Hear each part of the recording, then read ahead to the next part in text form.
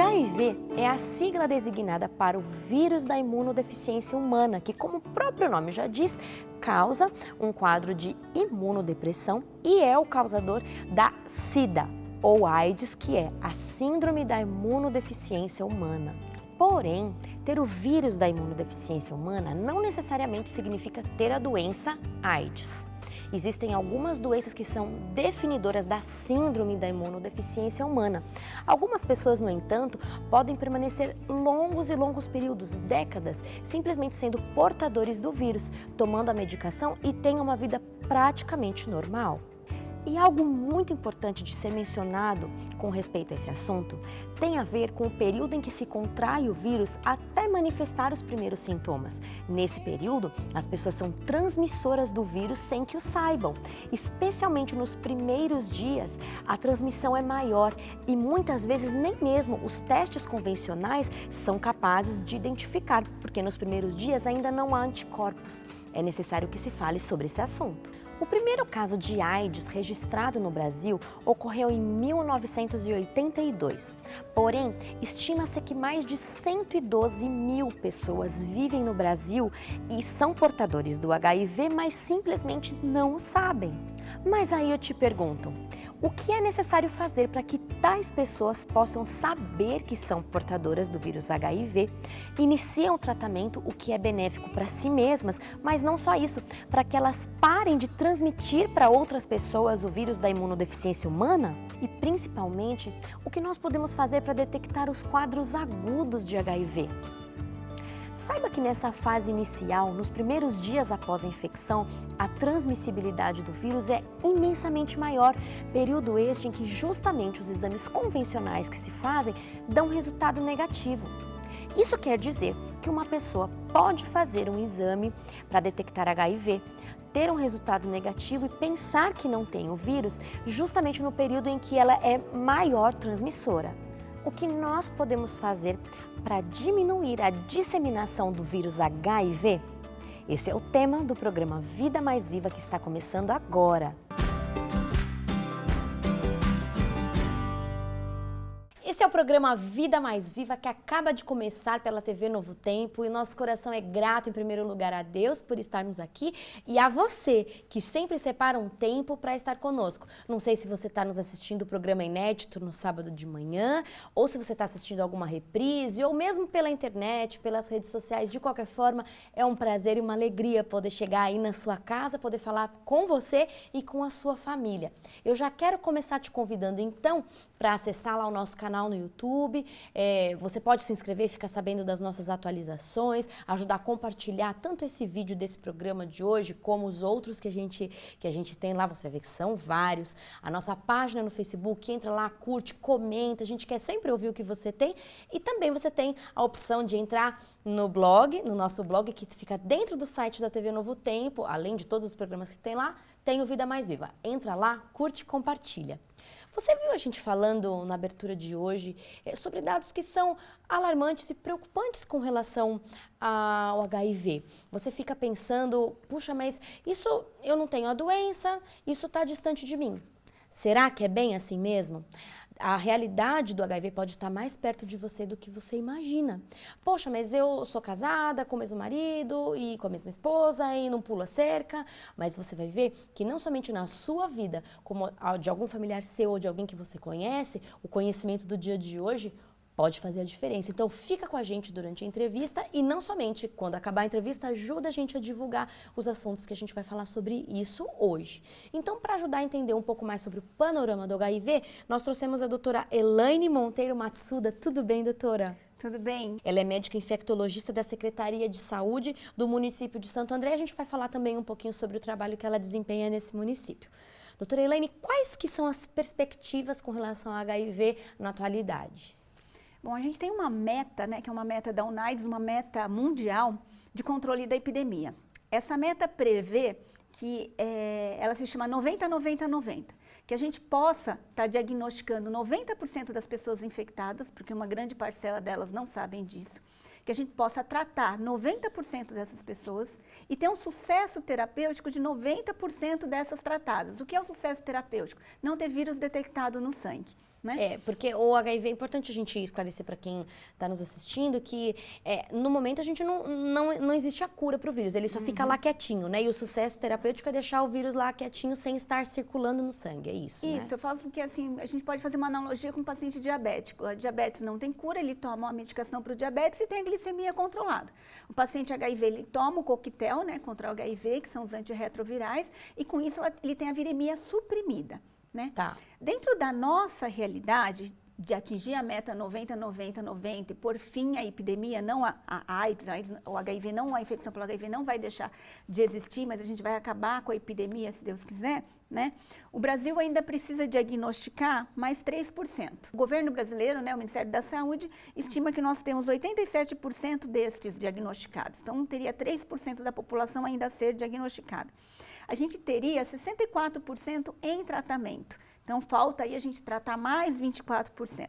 Só que em supressão viral, apenas 50% desses em tratamento. Então, a gente ainda tem muito por que fazer para conseguir atingir a meta do 90, 90, 90. Eu queria que você falasse um pouco mais sobre a realidade brasileira diante de toda essa epidemia, porque o Brasil ele era considerado um bom modelo de tratamento diante de outros países do mundo. Como é que está isso hoje? Sim, a gente em parte ainda é um modelo, a gente foi o primeiro país do mundo a ter acesso universal ao tratamento antirretroviral no SUS, né?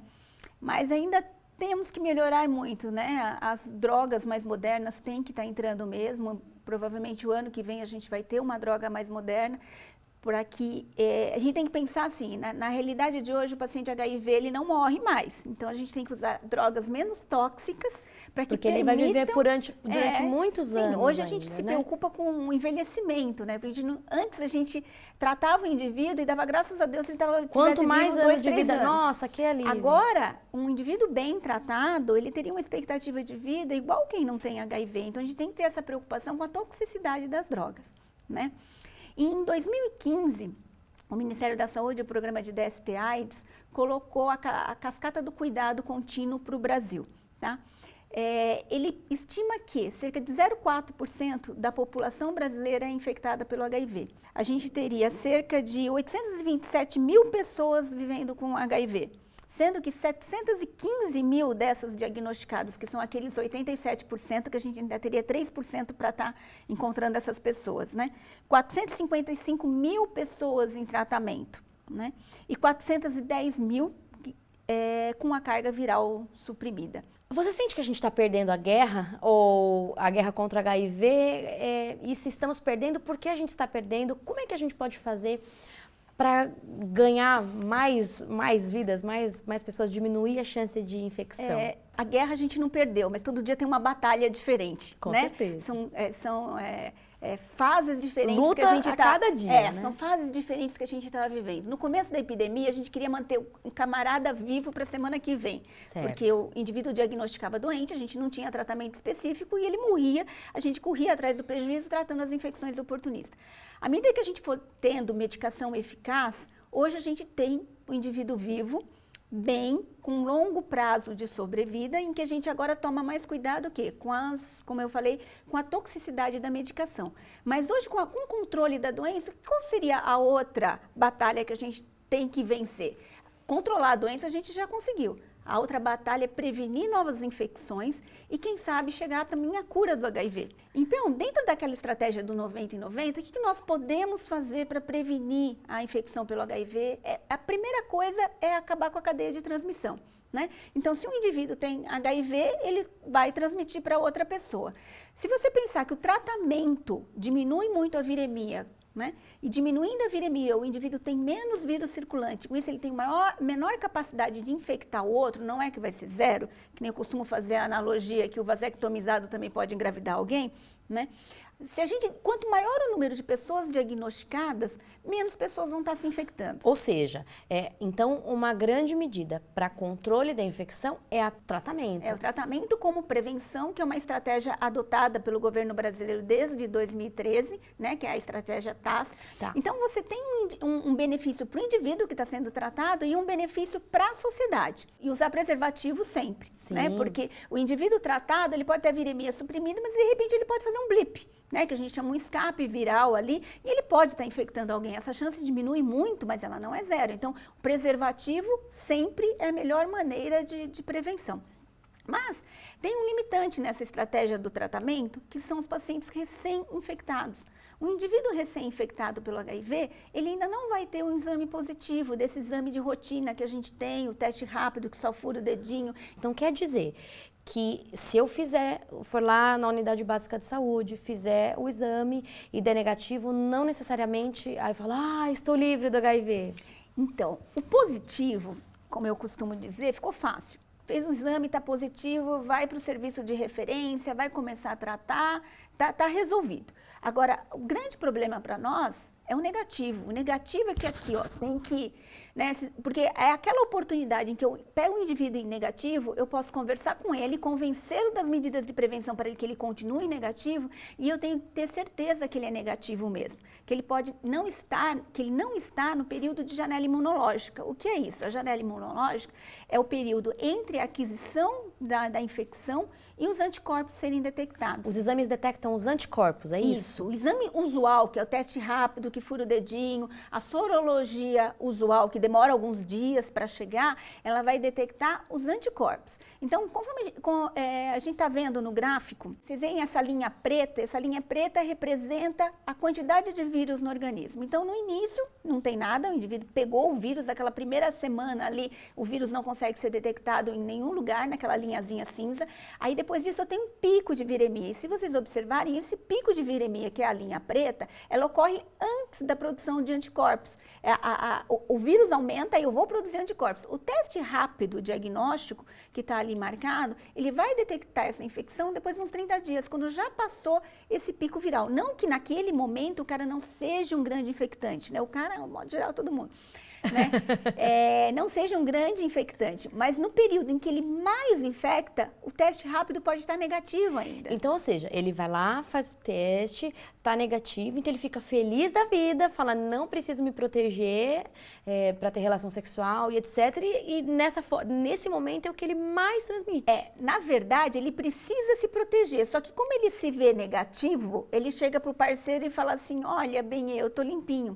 Então, ele dispensa, às vezes tem até um acordo entre eles, olha, vamos nós dois fazer o exame do HIV, está negativo, então a gente está liberado. Então, é muito importante ver quando é que foi essa exposição de risco.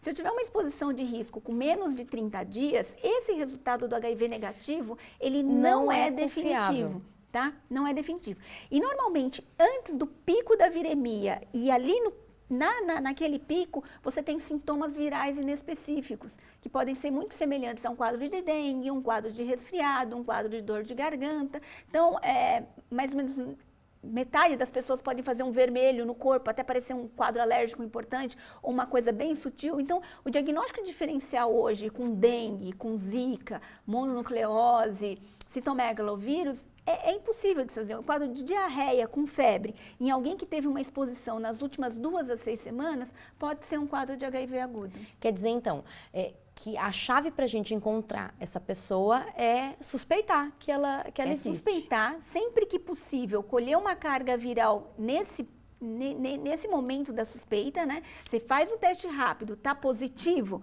vamos sair correndo para tratar, para baixar logo essa viremia. O teste rápido tá negativo, não quer dizer que a pessoa não tenha, vamos correr e fazer a carga viral. Agora, se a carga viral não estiver disponível, na semana seguinte repete o teste rápido, ele vai estar virando, né? Ele vai estar positivando e você vai saber que também é um quadro de HIV agudo, porque se eu tenho um negativo anterior que positiva, quer dizer que está ali. Também vamos sair correndo e tratar.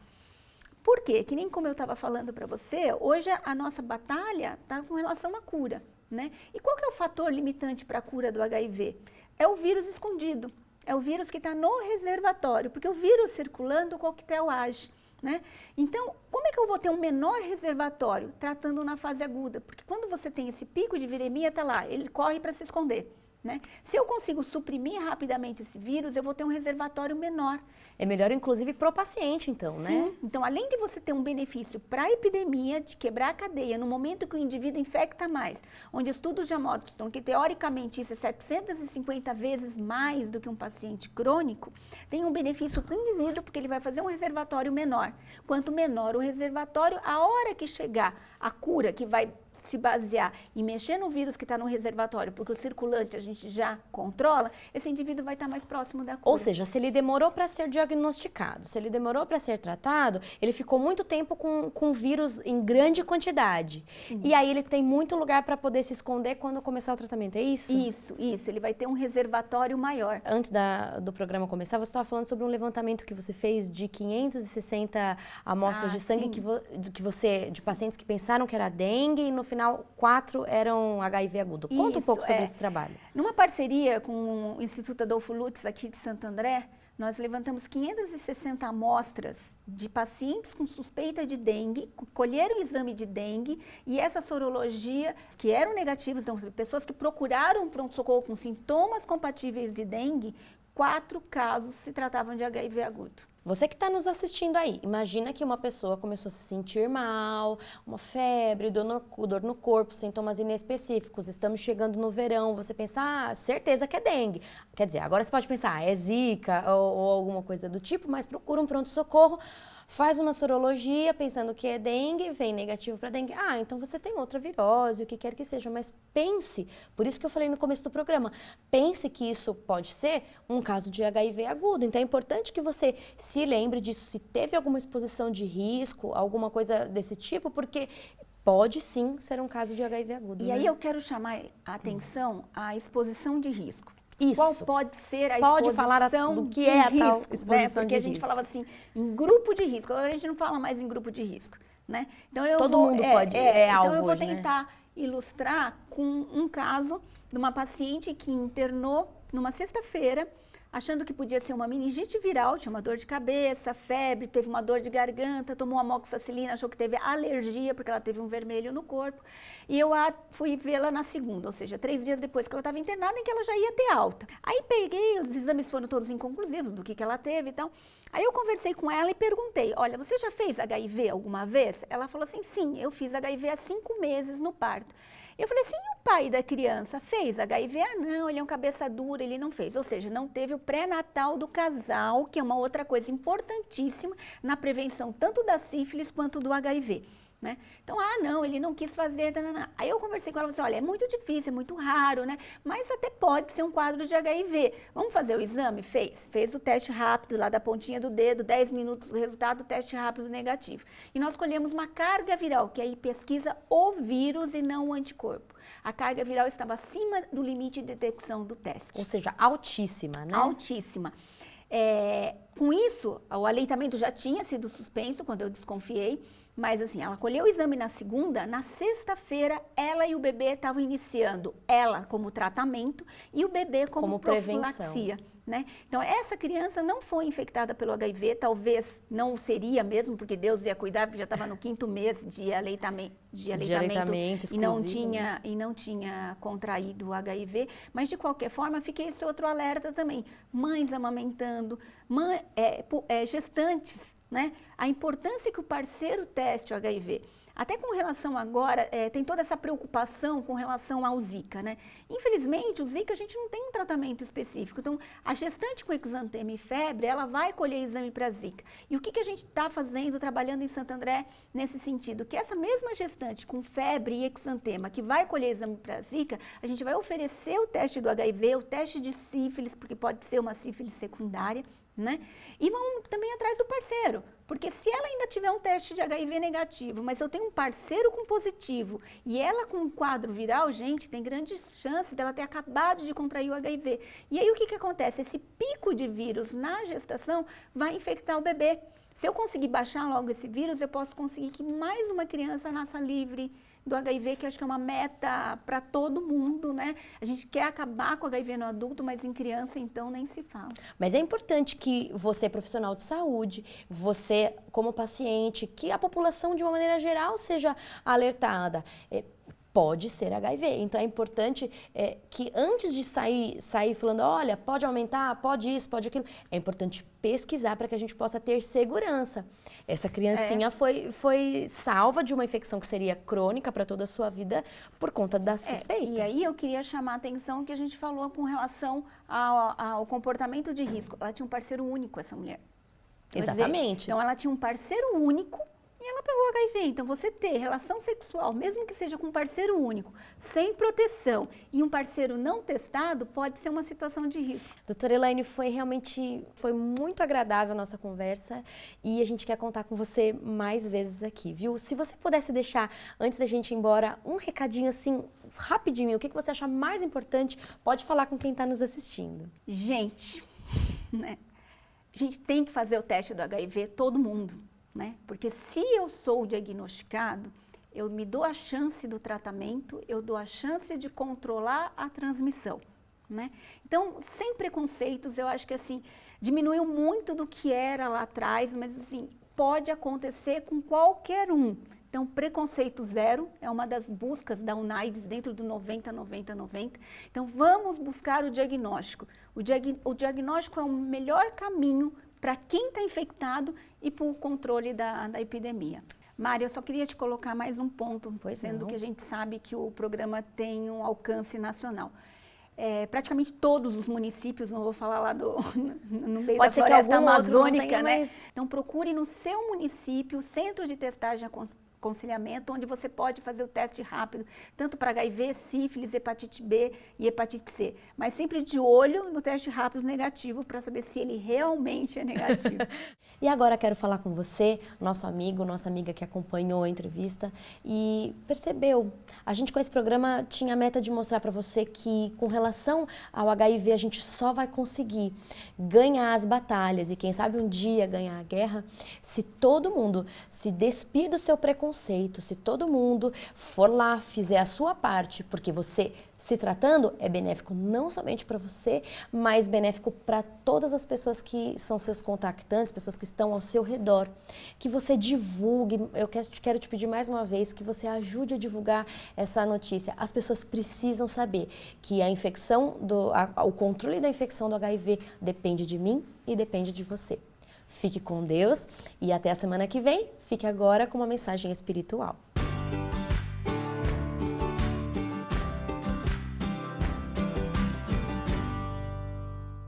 Olá, que bom estar com vocês mais uma vez, meus amigos, no programa Vida Mais Viva pela TV Novo Tempo, o canal da Esperança. É algo gratificante estar com vocês. E hoje nós falaremos a respeito da saúde. Nós estamos vivendo em uma época difícil da sociedade. As nossas agendas são agendas ocupadas e o ser humano está muito estressado porque a agenda se tornou estressante para ele. E nós sabemos que o estresse ele traz sérias consequências para a vida e para a saúde, para a sua vida, para a minha vida. Pessoas vão somatizando problemas, dificuldades, temores, remorsos, preocupações, e vai isso afetando o corpo humano. Entretanto, tudo isso pode ser evitado. Nós podemos evitar muitas doenças. E a palavra de Deus nos diz que Deus se preocupa com a nossa saúde. Deus, Ele deseja que você tenha boa saúde. Deus deseja que eu tenha boa saúde. Mas como teremos boa saúde? Nós vamos abrir a palavra do Senhor em Êxodo capítulo 15. E nós leremos o versículo 26 da palavra de Deus e veja o que o texto está nos dizendo. Disse ele: se ouvires atentamente a voz do Senhor, o teu Deus, e fizeres o que é reto diante dos seus olhos, e inclinares os teus ouvidos aos seus mandamentos, e guardares todos os seus estatutos, nenhuma enfermidade virá sobre ti, diz a palavra, das que enviei sobre os egípcios, pois eu sou o Senhor que te cura, diz as Santas Escrituras. Observe que o texto bíblico está falando do desejo de Deus e o cuidado que Deus tem por nós. Deus deseja que você tenha boa saúde. Mas a Bíblia nos diz que para que nós tenhamos boa saúde, há necessidade de que guardemos os mandamentos de Deus, os estatutos do Senhor. Porque os estatutos, os mandamentos de Deus, eles trazem para nós paz de espírito. Porque Deus é um Deus de paz e isso faz com que o homem tenha uma convicção plena deste amor de Deus e tenha saúde, uma saúde plena. A palavra de Deus nos diz que o nosso corpo é o templo do Espírito Santo. E por isso nós necessitamos cuidar do nosso corpo, com aquilo que comemos, com aquilo que bebemos, o cuidado com o exercício físico, a realização da atividade física faz com que eu tenha boa saúde. Nós podemos evitar muitas doenças apenas seguindo o que está descrito na palavra de Deus. Por exemplo, se eu deixo o fumo, eu sei que o fumo faz mal, e por que vou fumar? Vai estragar a minha saúde. Se eu bebo, eu sei que a bebida me faz mal, por que beberei bebida alcoólica se vai destruir a minha saúde? E a palavra de Deus nos diz que nós precisamos cuidar da saúde, ou seja, deixar o cigarro, deixar a bebida alcoólica, deixar tudo aquilo que faz mal para o nosso ser, porque este corpo é templo de Deus e Deus deseja habitar no seu corpo. Meu querido, pode ser que eu esteja falando a alguém hoje que esteja vivenciando um momento difícil da sua vida por causa de uma doença. De repente eu estou falando a alguém que a doença bateu à porta da sua vida ou bateu em sua casa, a doença veio sobre um familiar. Entretanto, nós temos que confiar em Deus. Muitas doenças acontecem aqui, na nossa cabeça, na nossa mente, porque vamos somatizando os problemas, as dificuldades, os medos, os remorsos. Se nós entregarmos a nossa vida a Jesus Cristo, nós vamos encontrar paz na nossa mente, nós vamos ter esperança, e a esperança ela fornece para nós atitudes positivas, para que tenhamos consciência e vivenciemos o poder de Deus em nossa vida, para que assim, pelo poder do Senhor, tenhamos saúde. Por isso, meu amigo, pratique uma atividade física, cuide do seu corpo, exercite a sua mente positivamente na palavra de Deus e você encontrará na sua vida boa saúde. E eu desejo a você que você tenha uma excelente saúde e que Deus te abençoe, que o Senhor te guarde e até a próxima.